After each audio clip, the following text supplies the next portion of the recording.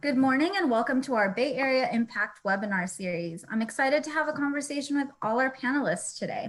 Before we get started, I do want to remind everyone that the Q&A section is open and we welcome your questions throughout the session. We'll do our best to get through as many as possible. So why don't we go ahead and get started? Back in March, some said that COVID would be the great equalizer because everyone was capable of getting sick. 7 months later, we've seen that that was not the case. We've seen how Black, Indigenous, and communities of color have been disproportionately affected, both in infection and mortality rates, but also in the fallout of the disease, including unemployment and small business closures. California has been particularly impacted by unemployment. As of September, our unemployment rates were the third highest in the nation, ahead of only Nevada and Hawaii. Regardless of how long the pandemic lasts, we have to develop a plan for reconnecting those who have lost their jobs with family-sustaining careers. We can't simply return to normal. We must ensure that equity is at the forefront and that those most affected by this virus are gaining access to those opportunities. Apprenticeships will definitely play a role in our recovery process, and today we'll be hearing from 3 different perspectives. Today we'll hear from Angela Farouk, Eric Selesnow from Jobs for the Future, and Jennifer Lay from LinkedIn. Welcome. So I'm going to go ahead and get started and have each of you introduce yourselves and tell us a little bit about your work. Mostly, how did you become interested in work-based learning and apprenticeships? So why don't we go ahead and get started with Angela. Thank you, Leslie, and good morning, everyone. So I'm Angelo Farouk, and I'm honored to serve as the chairman of the California Workforce Development Board under Governor Gavin Newsom's administration. And so the board itself, I've had the pleasure of being on the boards for about 7 years. I started under Governor Brown, but chair under Governor Newsom. All of the state boards are actually statutorily established by Congress for all the states.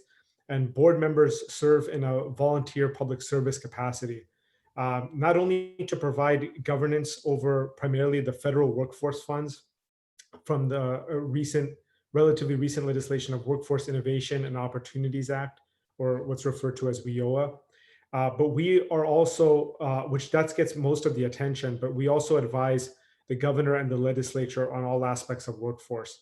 In a broader sense, we are responsible for developing a common policy framework of the over $6 billion workforce system in California, which by virtue of our population is the largest in the country.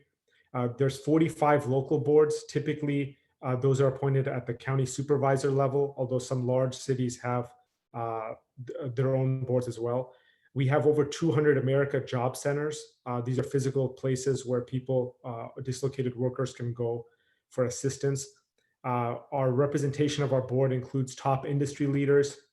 We have representation of 4 state legislators, the state superintendent of public instruction, Tony Thurman, the chancellor for the California community colleges. So again, the idea is to get a broad representation of every facet of the community. Our priority is to advance job quality, and we want to address skills gap between the needs of employers and the current capacity of the workers themselves. In terms of why I'm passionate about work-based learning and apprenticeships, as somebody who grew up in poverty personally, I think these are vital strategies to address inequities, and which is important from a racial and social justice context. I think for many families, it can be a luxury to take the time to getting training or getting degrees without having to be able to make a living and provide food on the table for your family.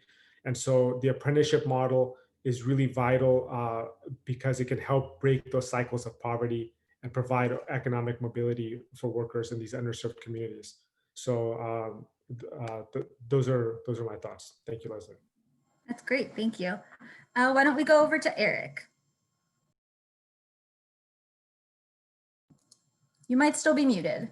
Yeah, I was looking for it. I lost the button. Good afternoon. Well, good morning, everybody. Thank you very much, Leslie, for having us, and Angela. It's so great that you're sitting here on this panel. My name is Eric Selesnow. I'm a senior advisor at JFF, Jobs for the Future. Some of you know us. We do a lot of work in California. We're headquartered in Boston. We have a DC office. I'm in the DC office. and we have an Oakland office. And Jobs for the Future has been around for about 35 years.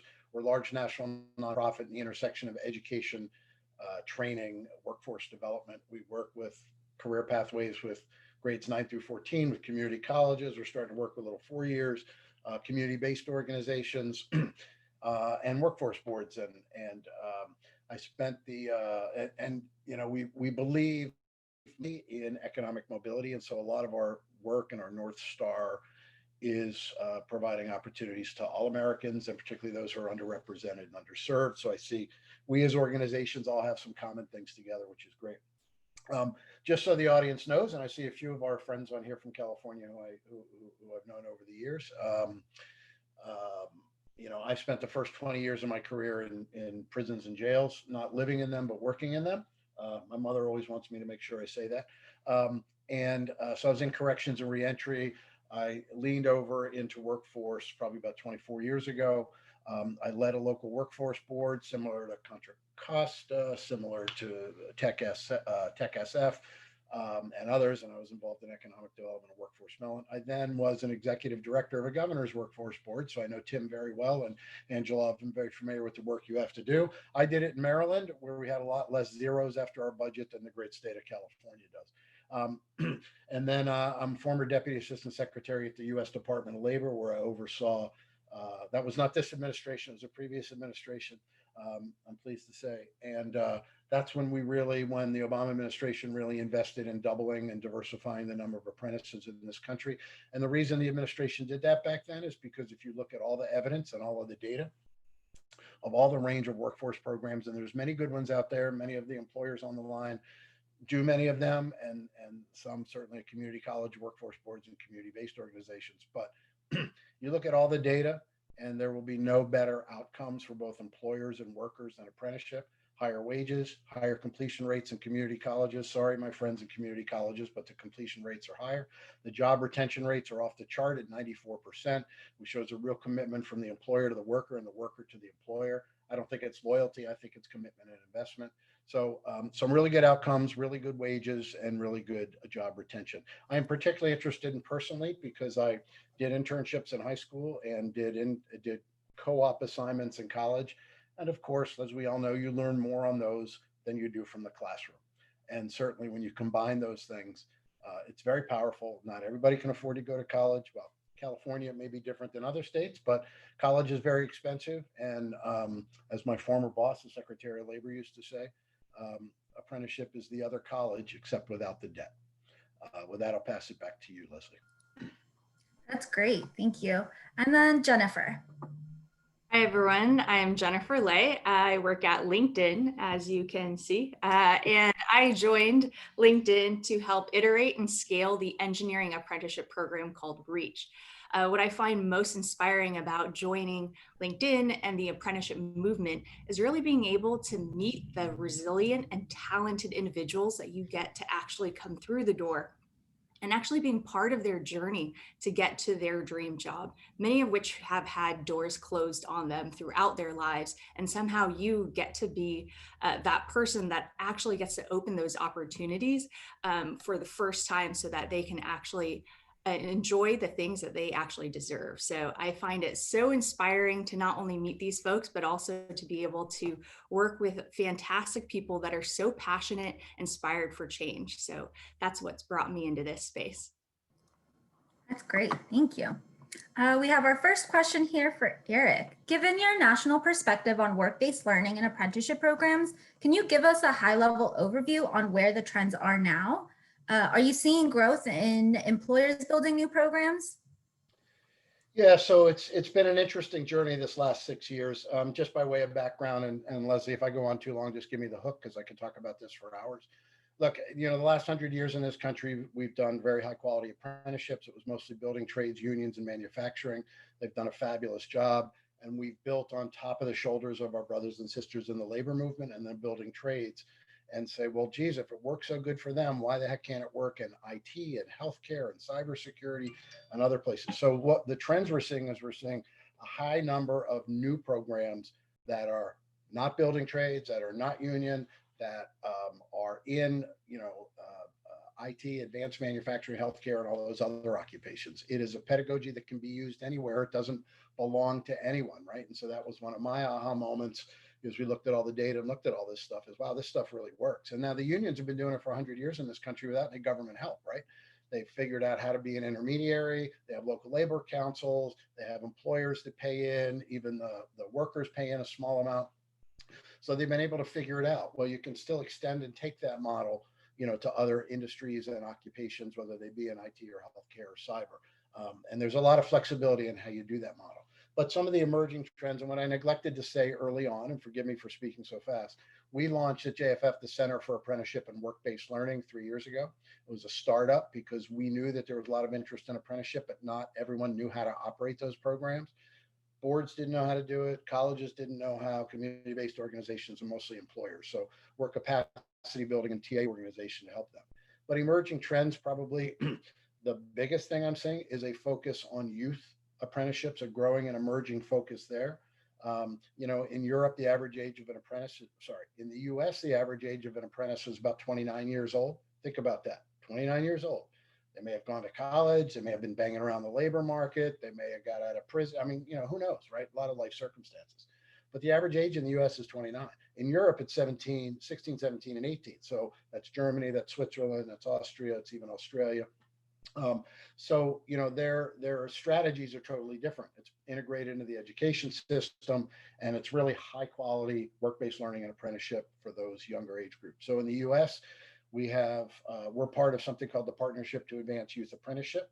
And there's probably about 50 sites around the country that we're working with to help expand registered apprenticeship, high quality registered apprenticeship, and we can talk about registered later, where you're having young people starting in high school, high quality, not a pre-apprenticeship, not training, not, high quality jobs, being paid while they're working, finishing up their senior year, and doing dual enrollment with a community college, and transitioning that after graduation and onward. So there is a movement in that. It's happening in many places in California. I know the Bay Area is looking at it, and it's happening all over the country. Some of the leaders in that would be the Charleston Youth Apprenticeship Program in South Carolina. They've done a fabulous job with the intermediary being Trident Technical College, CareerWise Colorado, which is a nonprofit many of you have heard about, that have been driving youth apprenticeships. But there's a lot of other smaller, more homegrown issues where workforce boards have taken the lead. Not many, but they're starting to. But what we're seeing is a lot of other actors in here. We see a lot of people becoming intermediaries, right? Because you need an intermediary to be the glue to hold the partnership together, because in their nature, apprenticeships are partnerships. So you're seeing some community colleges come to the forefront. You're seeing some workforce boards, some workforce agencies that are intermediaries in other areas, but have learned about apprenticeship. And, apprenticeship is not rocket science. We can figure it out. You can figure it out. It's certainly easier than filling out a FAFSA form or your taxes. But there's a lot of myth and misperception out there about what apprenticeship is. So a lot of the trends we see too is more and more people are learning about it. More and more people are getting engaged, stakeholders, and more employers are leading the way. And hopefully we can come back and talk about employers. Yeah, I mean, speaking of employers leading the way, Jennifer, can you tell us a little bit more about LinkedIn's Reach Apprenticeship Program, how it was developed and where it is now? Yeah, sure. Absolutely. Reach is our engineering apprenticeship program, but we actually have 3 separate apprenticeship programs. So there's one in sales, recruiting, as well as engineering. And programs like our apprenticeships were really developed because they deeply align with LinkedIn's company vision to create economic opportunity for every member of our global workforce. So you can see how it is really closely aligned to what our leaders are trying to push for. And it was just a really fantastic mix of those two. So for Reach specifically, our head of engineering initiated the idea because we couldn't hire engineers fast enough. And we realized, hey, the way we're working right now is just not cutting it. And we need to rethink differently how we hire, train new talent of the future. And so Reach is really an entry point for any individual with the drive, the passion for coding and ability to learn, regardless of what career path they came from. And so by widening our hiring funnel, it just happens that we open up that opportunity for top talent that may have been shut out previously because they lack the network or possibly the resources to break into tech. About the REACH program itself, we piloted 3 years ago and are happily continually running through. We've had 82 total past and present apprentices. But if you want to think about holistically across all of LinkedIn, we've actually had 141 apprentices to date. So this is something that LinkedIn really is excited about, and we want to continue moving forward. So Reach Apprentices, the way that our program is structured is a little different from other programs, but they are brought in as full-time employees from day one. There is no end date. So this is not like a 6-month program. We actually treat them as if they are full-time employees. So we hope that that way that they're actually have a greater sense of belonging, and we build this into the rhythm of business so that everyone sees this as just another way we hire and find top talent. When they are on the job, the program actually provides a structured mentor. They're given obviously on-job responsibilities, but we also dedicate 20% of their time towards self-driven technical development. We're continuing to build out our apprenticeship. So in the coming months and years, we hope to expand new roles, new teams. We're trying to think of even going broader and going to lower technical levels so that we can even open up our funnel even broader. And then we also hope to begin hiring in different ways. So think about influencing not just how we hire apprentices, but how do we take the learnings of creating a completely new process that takes away some of the bias in our traditional hiring process, making it open to all talent at all levels. And then of course, beyond our 4 walls, I think LinkedIn is really hoping that we can actually take a broader role in influencing the rest of the industry. So right now, we're obviously working with a lot of companies. Employers right now are super open to sharing their learnings. We're all being very collaborative, which is so exciting to see. So of course, this is also an open invitation to anyone out there that is an employer who is struggling with like, hey, you know, I got buy-in, I'm ready to do this, what now? Or, hey, I've been running this for 2 years, I'm kind of stuck, I don't know how to, like change the remote environment. Let's try to work together, problem solve together. It's so much better when we can do this all collectively as one industry. Yeah, I'm so glad you're saying, you know, partnerships are such a huge part of this. And so it's great to see everybody's buy-in and, you know, getting apprenticeships to be more widespread. Why don't we go over to Angela? In 2018, Governor Newsom stated a goal of reaching 500,000 apprenticeships by 2029. Do you think California is on track to meet that goal? And what must we do in order to achieve it? Thank you, Leslie. So our Division of Apprenticeship Standards website shows that currently we have about 95,000 active apprentices. So I think we are on track to reaching 500,000 by the end of the decade. But I think what's most important is not necessarily, you know, a number necessarily to aspire to, but just from a cultural and from a values and priority standpoint, the commitment that apprenticeships and work-based learning models are important and something that we need to embed throughout the workforce system. So I think to your second question, I think several things need to happen, which obviously we are in the process and currently, you know, driving that demand throughout the system. And so the expansion of commitments to hire apprentices is critical. We can't stress enough the demand side. Everything we want to do needs to be focused on how it functions within the context of the market.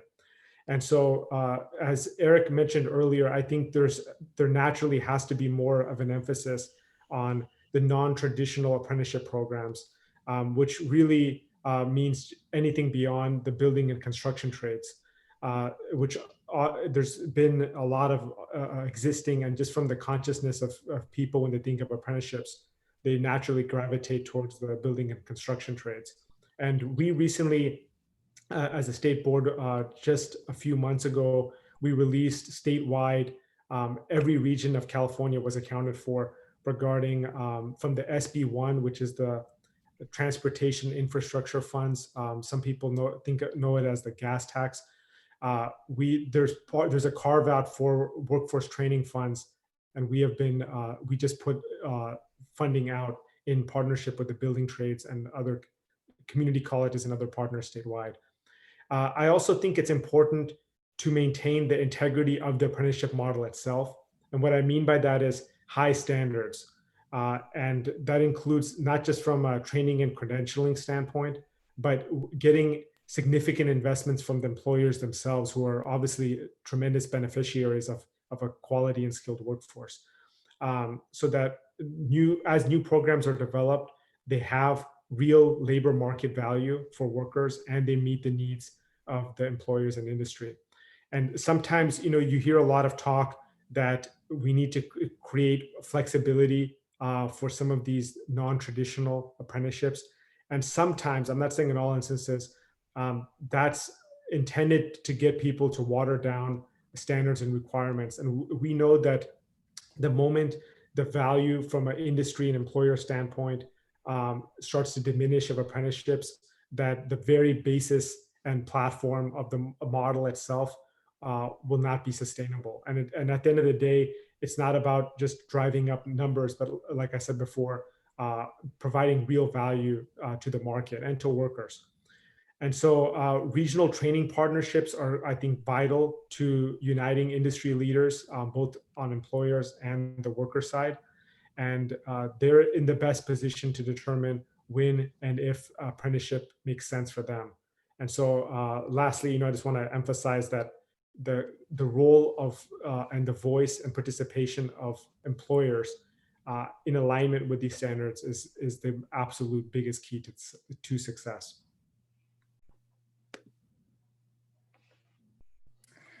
Yes. Next, we have a question for Eric. When working with employers to develop new work-based learning programs, what are some of the first key steps to taking thought to action? What programs are most successful?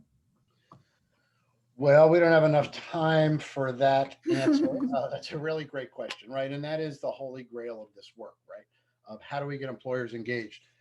Apprenticeship programs are not training programs. So get that out of your mind, particularly employers here who are not familiar with it. It's a job, right? It's a job. It's W-2, not 1099. It's paid, not stipended. It is not an internship. It is a high quality apprenticeship with rigor, standards, and quality. And it allows employers to grow their own, so to speak.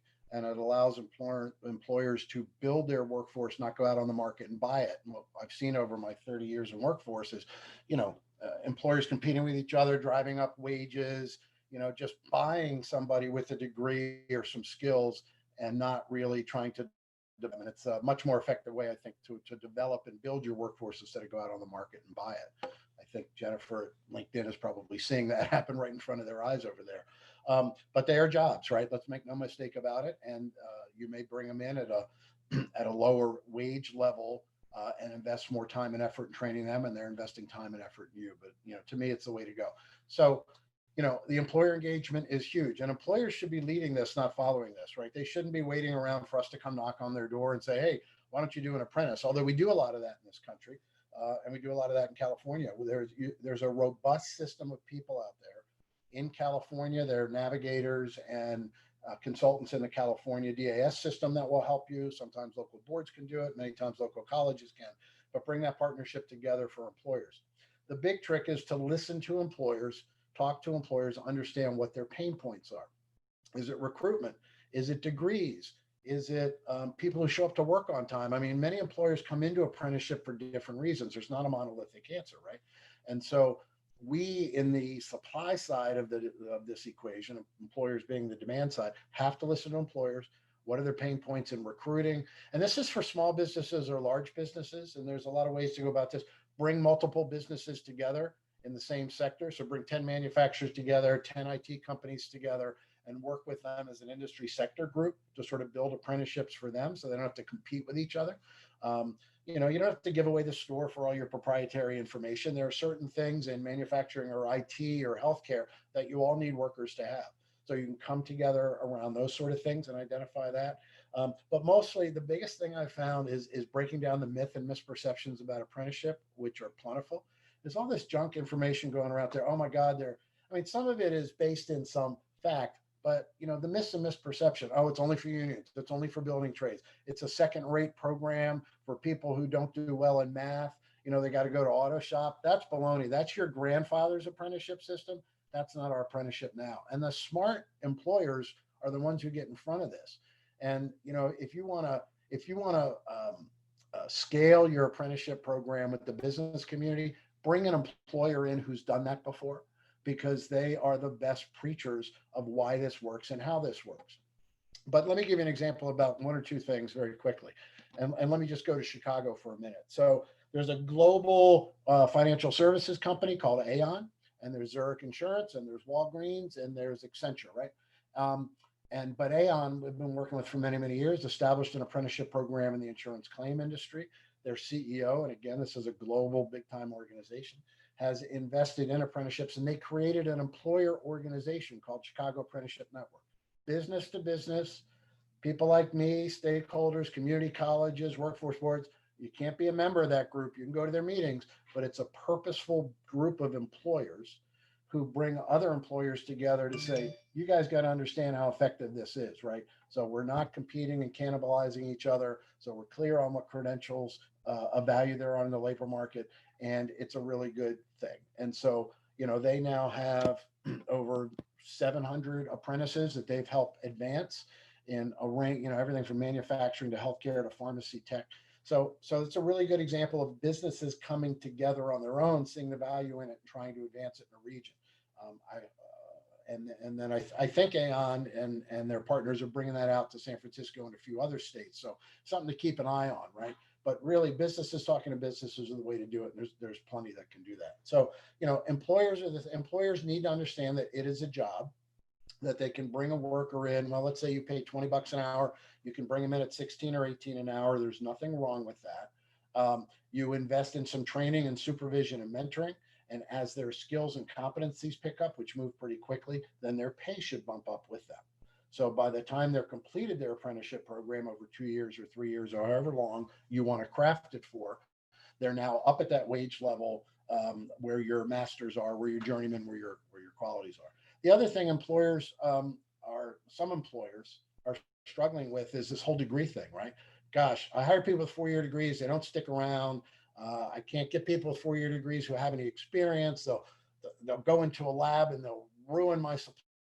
They'll do this or do that. Well, you know, employers now can have a stake in training, growing, bringing them along the way they want them to be trained. So, you know, the biggest thing is just to connect with, invest in employers, listen to them, and help them structure the program. Lastly, I'll say, most employers are doing some sort of training. You're doing onboarding training. You may have them go out and get another credential. A lot of that stuff can just be wrapped into a registered apprenticeship program, and you put a wrapper on it to a high quality apprenticeship program. And I'm using the word registered intentionally, because registered apprenticeship, which means you're getting it approved by the state of California or the U.S. Department of Labor. There's a quality control mechanism. There's somebody looking at to make sure it's high quality. There's a lot of things called apprenticeships out there that are not apprenticeships. All right, I'm going to say that again. There's a lot of programs out there that you all call apprenticeships. They're not. Apprenticeships have a certain required amount, and I mean that fondly and warmly, by the way. You know, apprenticeships are a certain number of hours a year, certain amount of related technical instruction, competency, and skill building. They are paid. They result in a national credential that's portable, and it not only helps the employer, it looks out for the workers and apprentices. And even in a COVID world, which hopefully we can chat about if I can be quiet and let somebody else talk, you know, a COVID world is changing our entire workforce in a number of ways, but now is the time to start talking about apprenticeships as we come out of COVID as a way to efficiently and effectively build your workforce for the future. Oh, you want me to go on, Leslie? I'd love to. No, sorry, a pop-up came up on my thing. I think that's a great point, Eric. You know, apprentices are full-time hires. They are people that you are paying. And so it's really important to make that distinction, right? Why don't we go over to Angelo? The Bay Area Council's Economic Institute recently released a report called Apprenticeships in the Tech Sector. updating a traditional model for the 21st century, which highlighted the need for further collaboration between state government and employers, and adapting to employers' changing workforce needs. What is the state doing to work with employers to coordinate training and work-based learning opportunities for in-demand jobs as part of the economic recovery? Thank you, Leslie. And I really want to commend the Bay Area Council, not just for the high degree of employer engagement that you have out here and your leadership, but your leadership on workforce as well, broadly. For the state, it really all starts with a vision, as really any kind of initiative is. And our principles, especially under Governor Gavin Newsom, is all focused around what we term as the high road. So the high road vision for economy workforce is based on several principles. So it is economic equity, job quality, worker voice, and climate resilience. And so we want to actually flip workforce development on its head in terms of how traditionally it's viewed, where there's so much of an emphasis on training people and then hoping that those people get attached to the labor market in terms of getting access to a job. And then even then, the job quality often in those instances is not as much of a factor as just getting a job is. We think of that as kind of a train and pray mentality. And that obviously is not the way that our state operates. And so our focus on our state workforce funds is starting with the jobs and quality jobs themselves, and then working backwards to develop pathways, and especially trying to find underserved communities, people of color, in particular, women that might be getting in jobs in industries that are they typically haven't been well represented. For example, I know in Bay Area and others, there's a big push for like women in computer science and coding, for example. But that's our approach, is starting with the quality jobs and working way backwards. We know that investing in strong regional industry-based training partnerships with employers leading the way is very, very vital. Having representation across workers, community members, educational workforce entities, the cross-section of all those efforts help us identify how we can be responsive and have the ability to address industry challenges. And so our vision and strategies are all laid out in our state's unified strategic workforce development plan, which you can find on our California Workforce Development Board website. Our initiatives in terms of high road initiatives, high road construction careers, I mentioned earlier, we put out some funds recently, but they're focused on multi-craft, pre-apprenticeship, which gives opportunities for high school students also to be able to get into pathways right out of high school and into these quality, as Eric mentioned, apprenticeships are really jobs. And we want to connect those graduates to middle-class careers. And we have great videos on our YouTube page also, if you have time to check that out. The training, high road training partnerships overall goes beyond construction. And so we have RFAs and grant solicitations out. I think even actually right now, we're about to announce several just within the month of November.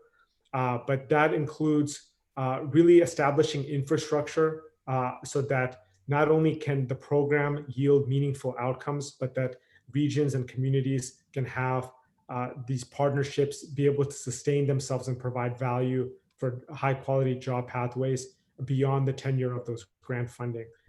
We're really trying to establish a kind of a long-term future. And the Division of Apprenticeship Standards also is now registering pre-apprenticeship programs for the first time.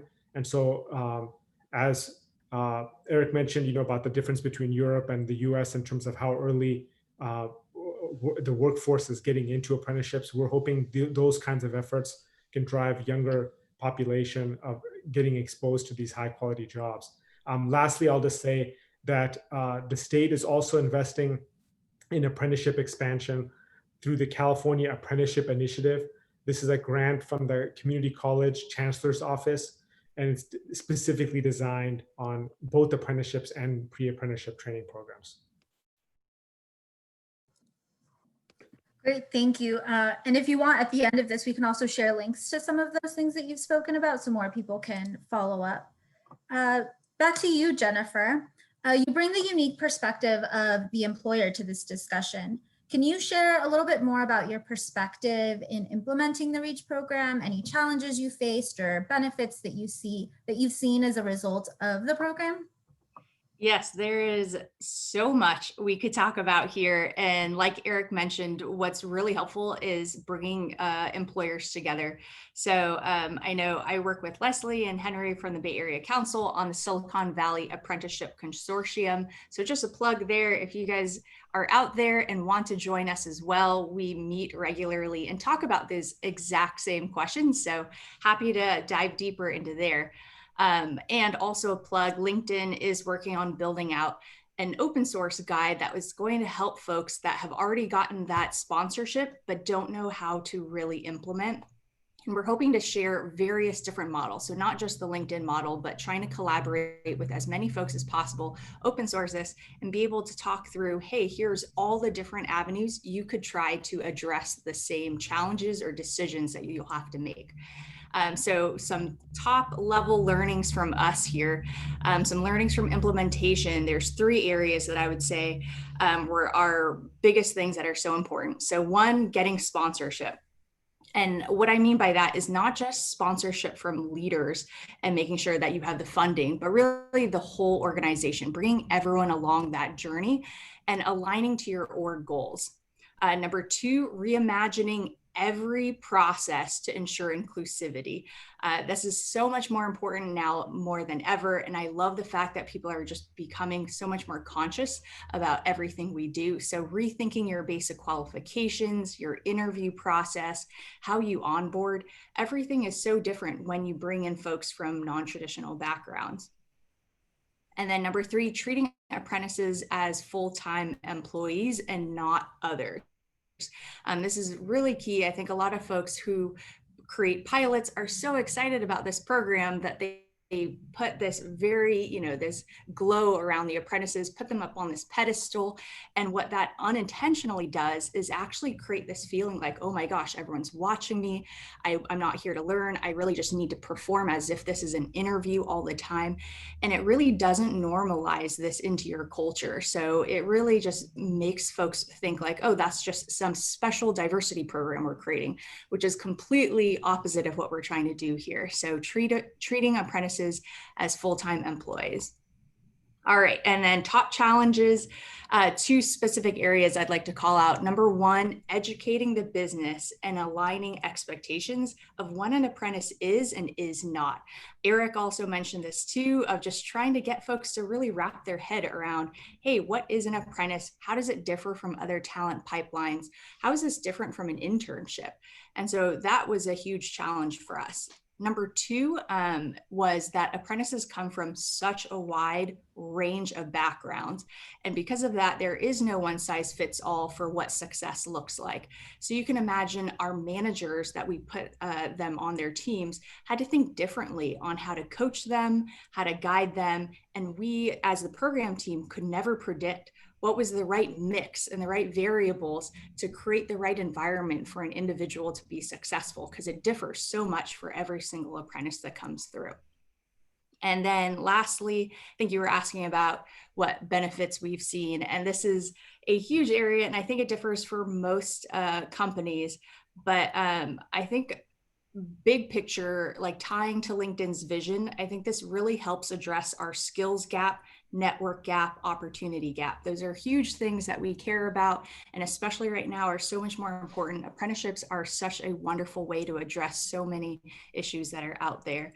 Even equity, this creates systemic change in reducing the barriers to entry for folks who have historically been left out. And that is an amazing value that we can provide here.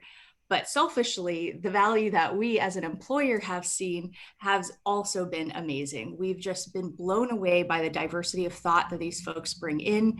It organically leads to hiring groups that are more representative of our communities and better representative of our customers and member base. So you can imagine our product development is better, the problem solving on our teams is better.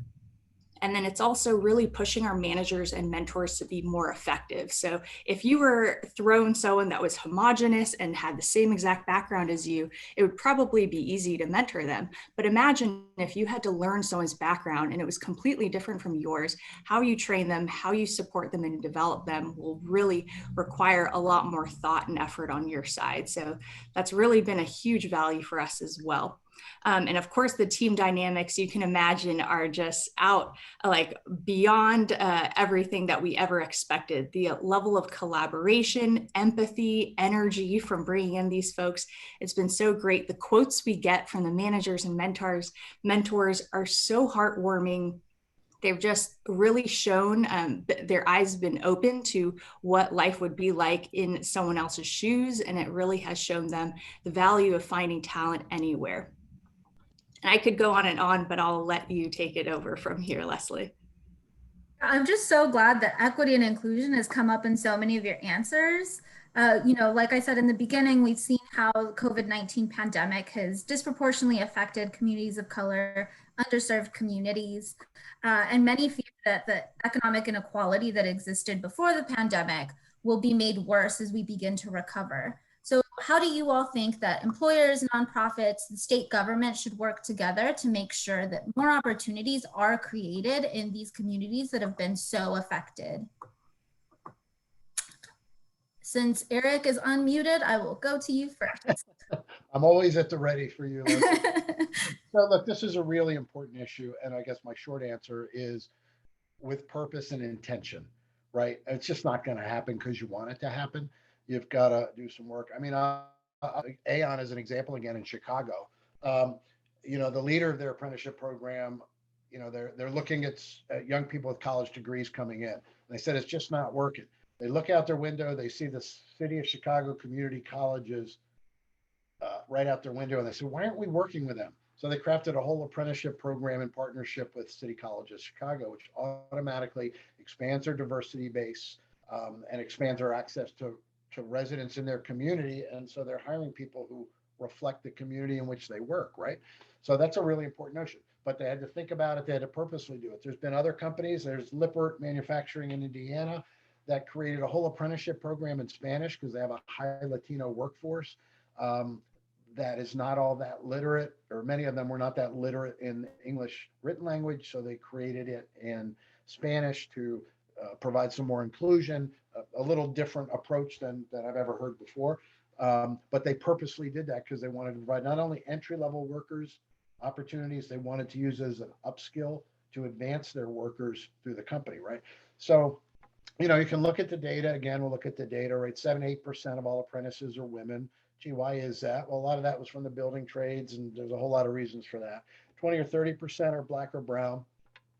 Not terrible numbers, closer to the reflection of the actual economy. But when you drill down, and there's some reports on this, look at the wage disparities between men and women in apprenticeship, off the charts, $10 an hour disparities.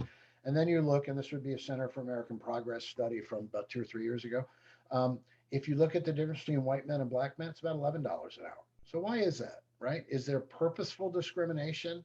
Is there implicit bias? Is there just not thinking about it? And what you look at, what you see is some stereotype of putting a lower skill. There's classes of apprenticeships, right? So they might put some group in lower skilled apprentices, not expecting them to advance, and others in higher skilled and higher paid. So it's a very complicated issue, but I think COVID, I think our social justice issues, I think your governor, your mayor, everybody is thinking about how do we be not only more diverse and more equitable, but how to be purposeful in creating those pathways for people. You mentioned, one of you mentioned, Angela, if I think it was you, the pre-apprenticeship process. Well, the last 40 years in this country, we've had pre-apprenticeships, and our workforce highway is littered with a lot of very mediocre and bad pre-apprenticeship programs, right? Oh, we'll give you a little education, we'll give you a little this, and then you never end up in an apprenticeship program. Well, pre-apprenticeship means like pre-game warm-up, you get ready for the game, right? And so pre-apprenticeship is another way to reach populations who may not have the education level you want right now, but you can get them there in 6 months, who may not have the basic credentials you have, or may not have the basic skills or competencies, but you can tie in a pre-apprenticeship to apprenticeship strategy. So you're reaching out to other communities. IT industry might want to reach out to more women or more younger women of color. Other groups, in healthcare may need to may want to recruit speakers of other languages because their emergency room admissions are 65% speakers of other languages. There's lots of reasons companies can do it. But what we're seeing more and more of, again, another emerging trend, is big companies and small companies looking to use apprenticeship as a strategy to diversify their workforce. Not easy, hard to do. It just takes some attention to do. And if you look around, even with this administration and DOL, it's still, diversity and equity still remains an issue in apprenticeship that the feds are driving, most states are driving, and most locals are driving. Yeah, you're so right. It's that intention that really drives so much of it. Angelo, what about you? Sure. And, I really think there's been a much higher degree of consciousness and awareness on these issues from a national perspective in the wake of George Floyd's, the murder of George Floyd. But I'm really proud of the fact that, under Governor Newsom, that in the high road concept and vision that I articulated earlier has been something that has been at the forefront of the way we've been conducting our state workforce funds, in perpetuity throughout this, even prior to that time. And so equity is a pillar of that high road vision, and it all comes back to job quality. And I think that is a critical component of racial social justice. There's been this mindset of any job is a good job, and that kind of perspective has basically created cycles of poverty. And so we are really focusing on the job quality component. And, in order to do that, you have to act comprehensively. That means you have to find ways to create more demand side with the market and work with employers, as well as the supply side. And, I think it's important that employers intrinsically realize the value of doing these things.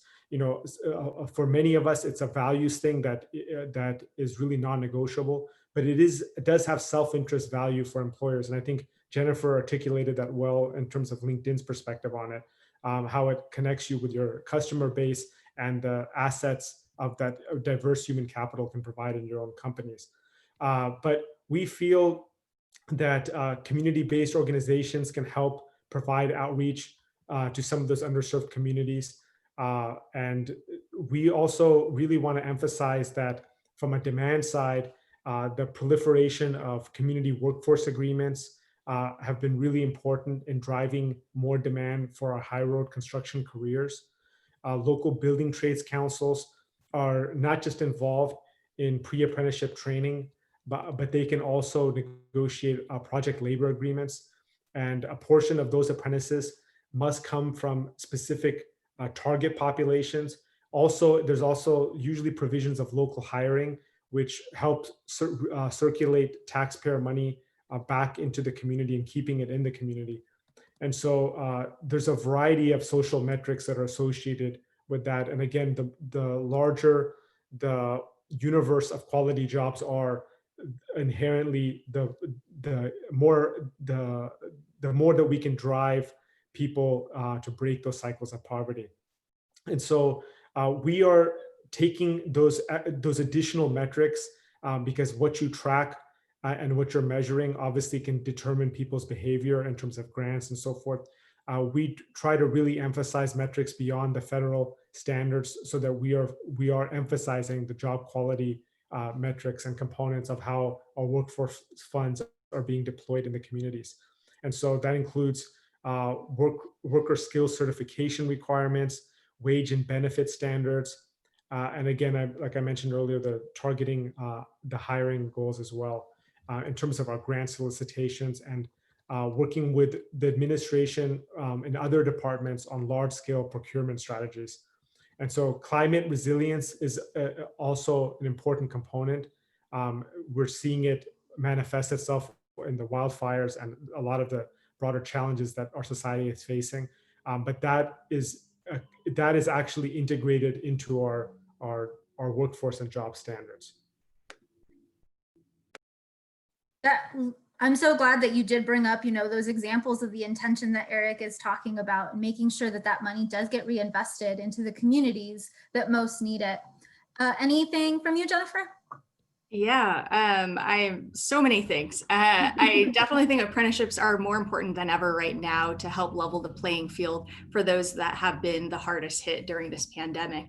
And I absolutely love that Angelo just brought up climate resilience, because apprenticeships are at a fantastic point where we can actually think about what are the jobs that are going to help us move towards a greener economy, and apprenticeships are a fantastic way for us to move that way. So you can imagine there are companies that are trying to help figure out, how do I build more solar technicians that can actually help in the specific communities that have been the hardest hit and will continue to be the hardest hit just based off of climate change. So thank you, Angela, for bringing that up. That's a fantastic point.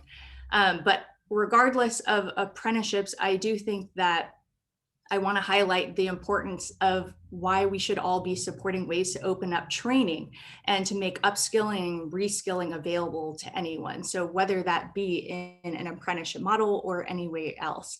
So I also want to make a plug that in June, LinkedIn, along with the Microsoft family, came together to help those who became unemployed due to the pandemic by finding out what are the top 10 jobs that are of highest demand based off of our data, and then opening up the learning pathways as well as Microsoft Learn for free to all folks, so that they have the access to learn those skills and to be able to quickly get them to the jobs that are open right now. Obviously, we're also a platform that also connects folks to those open jobs. So you can see that the cycle is fantastic. So for anyone who is interested, I highly suggest checking out opportunity.linkedin.com, and you can check out the top 10 jobs that are in highest demand and ways that you can help learn and skill. So feel free to share that with your networks and make sure that everyone knows that this is available to everyone.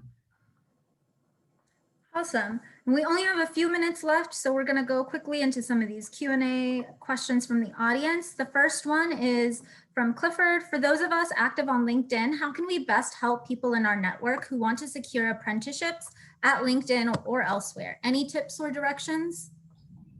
I think that's how to use LinkedIn effectively. If you guys haven't seen, we just launched this really cool feature that says open to work on your profile picture.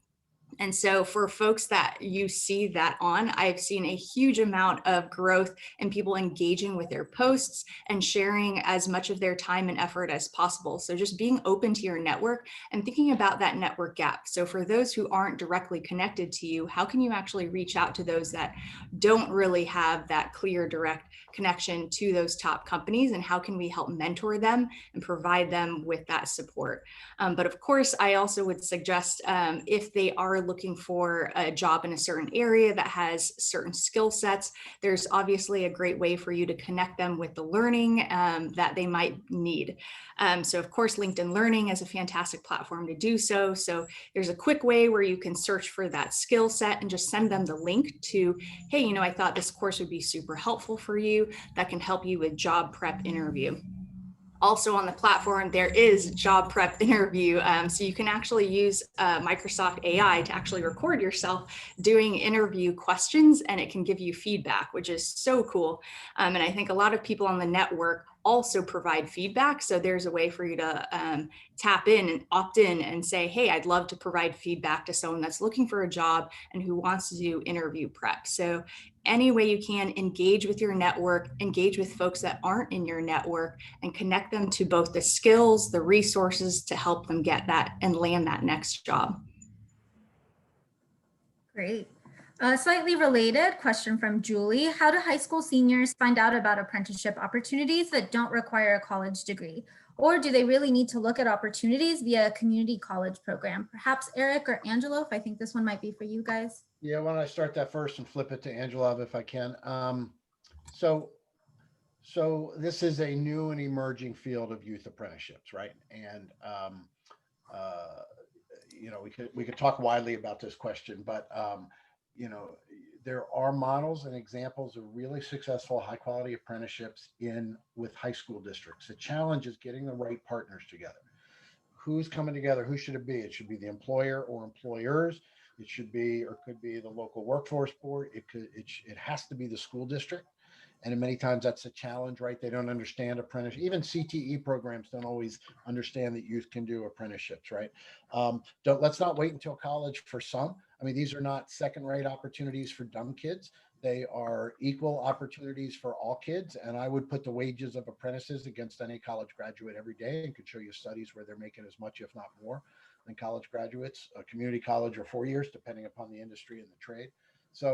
So, I mean, I think it's slowly growing into be an accepted workforce solution in high school districts. And so if you look deeply at the Charleston model, and see 2 or 3 school districts working together with the other partners and the other employers to do it, it's a no-brainer, right? It's just it's integrating a new way to learn, and create these career pathways for students. So it's just a heck of a lot cheaper and more realistic than college for many. So I would say, there's plenty of resources out there. I put something in the chat about the Partnership to Advance Youth Apprenticeship, and they should look at those things. But you don't need to wait until community college to do that. Some occupations would be a bit of a challenge because they're hazardous, or they don't let 17-year-olds do certain things. But many states and local areas have figured that out. Anyway, I won't get into that, but they figured it out and have some very high quality programs in IT, in cyber, in manufacturing, and culinary, and elsewhere. So by all means, sorry, Angela, I know you wanted to get in on that. No, it's all good. I'm actually elected on the Riverside School Board, so for me this is very personal and been a big focus for me personally. I think the ideal situation is that there's already a consciousness and awareness of this district, and their CTE coordinator or vocational studies is already been setting up these partnerships with high quality employers towards these efforts. In every region, obviously the Bay Area is no exception to this. The building trades are often a very low-hanging fruit. Their multi-craft core curriculum can apply at the high school level, and you could start getting at least in the construction space, very easily into these pre-apprenticeship opportunities. But as Eric mentioned, I don't want to be repetitive from what he shared. There's so many other sectors. They might require a little bit more effort in the sense that they're not pre-packaged for high school students specifically. But it starts with the board, the school board, and the district recognizing its importance, and then really working with the local community colleges, workforce development centers, to have access to some of those high quality employers to set those partnerships up. Probably our last question here from Elizabeth. Women of color have been hit the hardest in job losses. How are workforce and economic development efforts centering women of color in the recovery and building pathways for them into jobs that they aren't traditionally represented in? Anyone want to take that one? Yeah, can you ask some easier questions, please, Leslie? So it's a really tough issue, right? But it's a good, Definitely. And I'll just give you a couple of quick examples, but I don't want to be an expert here, but it's a huge need area. Even without COVID, this has been a problem for too many years in this country, right? And so, a couple of things. We just got a huge contract from the Department of Labor to increase the number of women in manufacturing jobs and women of color in manufacturing jobs. There are programs and emphasis on that. So if you're in manufacturing and you're looking to bring in new workers and apprentices, please reach out to us in manufacturing. But it's also big in the IT industry and others where companies are just trying to diversify. And I know it's big in the Bay Area and down in Riverside and throughout the state of California. So again, I get back to pathways in. I go back to a purposeful recruitment. Not that you're discriminating against any group, but you have to provide some purposeful and intentional outreach to bring diverse people into your organization. You'll be a better organization because of it. But I mean, that's one of the tough questions, right? And that needs to be on everybody's mind. Are we providing, there's some great well-meaning programs out there, but they don't think about what they're doing in terms of their recruitment, who they're trying to bring in. They just say, well, we want these requirements. Well, not everybody has those requirements. So should you lessen your requirement? No. But should you provide an opportunity and pathway for people to get those requirements? Yes. And it makes for, better workers, better companies, and certainly better communities. I mean, I could talk to you guys for like another 3 hours, but we only have 1 minute left. So if people want to learn more about your programs at the California Workforce Development Board, Jobs for the Future, or LinkedIn, where should they go? Eric first. Well, I have somebody on the call from our Oakland. Well, I don't know where she is, but Fran Kennedy. She'll probably pop her email in the chat. Reach out to Fran, reach out to me to talk about it. We do know, we've been doing a lot of work in California. You've got some great folks at Tech SF who can work with you as partners, because this is a partnership at the end of the day. You've got the local workforce boards also. But you can reach out to us at JFF. My email is easy, or Fran, she should drop that in there. But we'd love to keep these conversations going. We have some work that we're doing in California, but look, you have a governor that set an incredibly ambitious goal. You've got a great tech community. You've got some great workforce boards and partners and great community colleges that have been in this space. So if you can't do it in California, you can't do it anywhere. But we at JFF would love to help you. And again, I'll put our email in the chat and we can talk about it. Lastly, I'll say, keep an eye out on what Mike mentioned in the chat earlier with Aon and their employer group coming. I mean, Bay Area Council is a prestigious employer group. You've been around for a long time. You've got employers. You can be very influential in this business. And of course, your partnerships with Tech SF and others would certainly drive that. But I mean, it starts with businesses to say, look, we require high quality workforce solutions to train the next generation of workers. And we'll definitely put all of this in our follow-up email, but really quickly, Jennifer. I put it in the chat, so that'll be faster so you guys can. Perfect. Here. And Angelo, if I think you also put it in the chat. Yeah, I put it in the chat as well, just for convenience. Awesome. Well, thank you so much to all of you and everybody who joined us today. It was a fantastic conversation. This was recorded, so we will be sending this out to everybody as a follow-up. Thank you. Great job. Thanks, everyone. Take care. Hope to talk to you soon. Thank you, Bay Area Council.